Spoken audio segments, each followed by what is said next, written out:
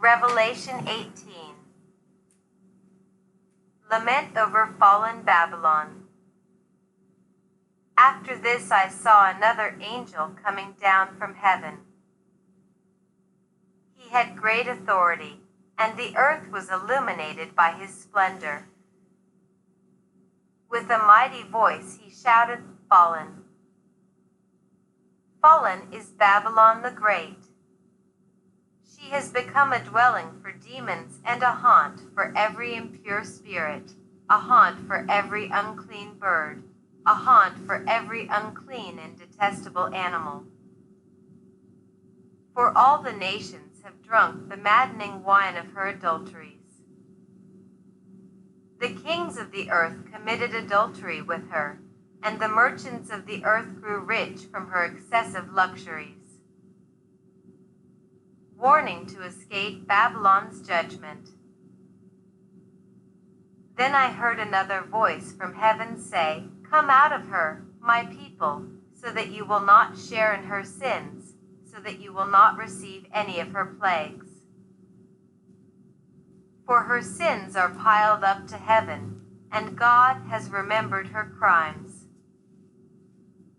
Give back to her as she has given. Pay her back double for what she has done. Pour her a double portion from her own cup. Give her as much torment and grief as the glory and luxury she gave herself. In her heart she boasts, 'I sit enthroned as queen. I am not a widow, I will never mourn.' Therefore in one day her plagues will overtake her, death, mourning, and famine. She will be consumed by fire, for mighty is the Lord God who judges her. Threefold woe over Babylon's fall. When the kings of the earth, who committed adultery with her and shared her luxury, see the smoke of her burning, they will weep and mourn over her. Terrified at her torment, they will stand far off and cry, 'Woe! Woe to you, great city, you mighty city of Babylon! In 1 hour your doom has come.' The merchants of the earth will weep and mourn over her because no one buys their cargoes anymore.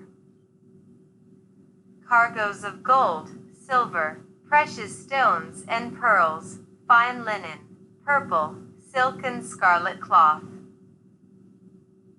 Every sort of citron wood, and articles of every kind made of ivory, costly wood, bronze, iron, and marble.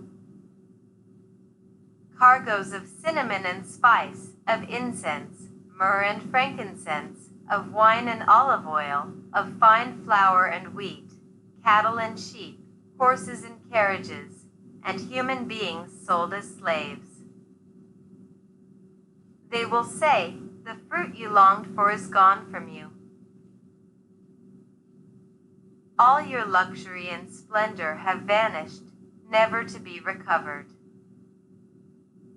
The merchants who sold these things and gained their wealth from her will stand far off, terrified at her torment. They will weep and mourn, and cry out, 'Woe!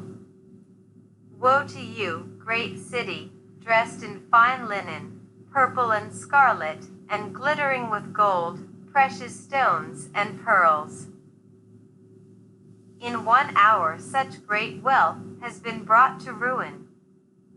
Every sea captain, and all who travel by ship, the sailors, and all who earn their living from the sea, will stand far off.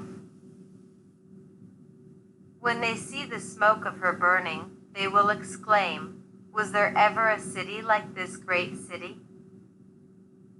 They will throw dust on their heads, and with weeping and mourning cry out, 'Woe! Woe to you, great city, where all who had ships on the sea became rich through her wealth. In 1 hour she has been brought to ruin. Rejoice over her, you heavens. Rejoice, you people of God. Rejoice, apostles and prophets.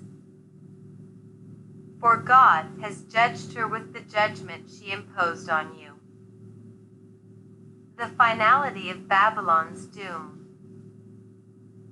Then a mighty angel picked up a boulder the size of a large millstone and threw it into the sea, and said, "With such violence the great city of Babylon will be thrown down, never to be found again. The music of harpists and musicians, pipers and trumpeters, will never be heard in you again. No worker of any trade will ever be found in you again. The sound of a millstone will never be heard in you again. The light of a lamp will never shine in you again. The voice of bridegroom and bride will never be heard in you again. Your merchants were the world's important people. By your magic spell, all the nations were led astray. In her was found the blood of prophets and of God's holy people, of all who have been slaughtered on the earth.